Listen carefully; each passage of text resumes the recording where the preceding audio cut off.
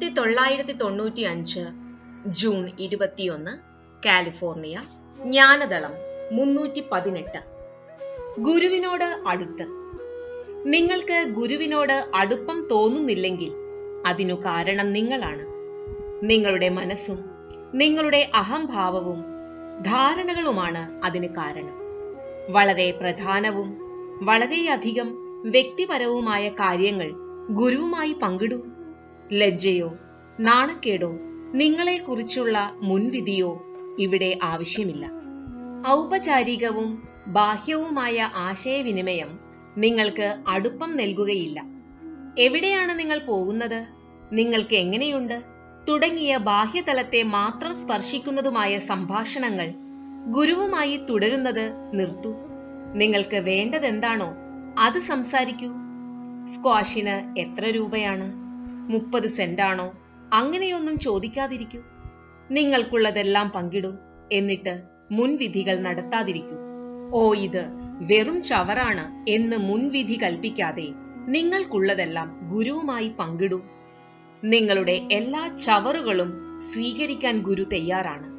നിങ്ങൾ എന്തു തന്നെ ആയിക്കോട്ടെ, അദ്ദേഹം നിങ്ങളെ ആലിംഗനം ചെയ്യും. നിങ്ങൾക്ക് ഗുരുവിനോട് അടുപ്പം തോന്നുന്നില്ലെങ്കിൽ ഗുരു ഉണ്ടാവുന്നതുകൊണ്ട് യാതൊരു കാര്യവുമില്ല. അദ്ദേഹം മറ്റൊരു ഭാരം മാത്രമാവുന്നു. നിങ്ങൾക്കാണെങ്കിൽ ധാരാളം ഭാരങ്ങൾ നിലവിലുമുണ്ട്. അതുകൊണ്ട് ഗുരുവിനോട് ഗുഡ് ബൈ പറഞ്ഞാൽ മതി.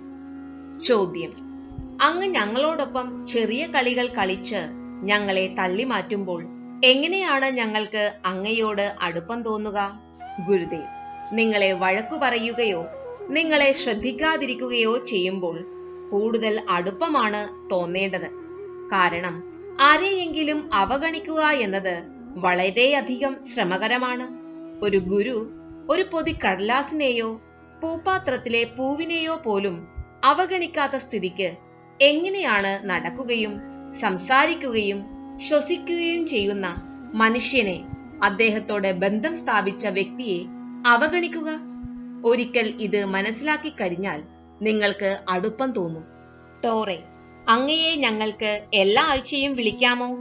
കെന്നി: ഗുരുദേവനെ എല്ലാ ആഴ്ചയും വിളിക്കുക.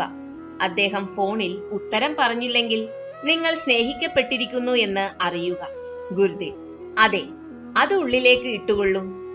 ഗുരുദേവിന്റെ ആനന്ദം പങ്കിടാനും ഗുരുവിന്റെ ചേതന പങ്കിടാനുമാണ് നിങ്ങൾ ഗുരുവിനോടൊപ്പമുള്ളത്.